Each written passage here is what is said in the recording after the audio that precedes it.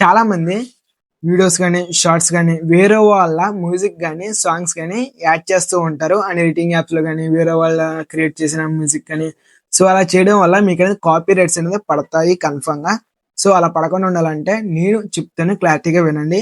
And ముందుగా ఈ వీడియోకి ఒక 1000 లైక్స్ అయితే టార్గెట్ పెట్టుకుంటున్నా. అండ్ మన వీడియో ఎవరైనా కొత్తగా చూస్తున్నట్లే సబ్స్క్రైబ్ చేసుకోండి అండ్ టాపిక్ లోకి వెళ్ళిపోతాం.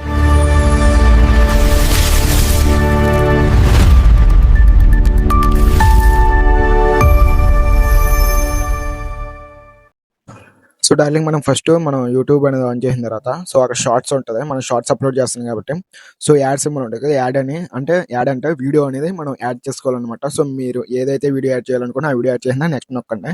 నొక్కిన తర్వాత అక్కడ డన్ ఉంటుంది. సో అక్కడ డన్ మీరు ట్యాప్ చేస్తే మీకు ఇంటర్ఫేస్ ఎలా వస్తుంది. సో పైన యాడ్స్ సౌండ్ ఉంది కదా, అది ట్యాప్ చేసిన తర్వాత మీ ఇష్టం, అక్కడ ఏ సాంగ్స్ కావాలంటే ఆ సాంగ్స్ మీరు ప్లే చేసుకోవచ్చు అండ్ యాడ్ చేసుకోవచ్చు మీ వీడియోస్లోకి.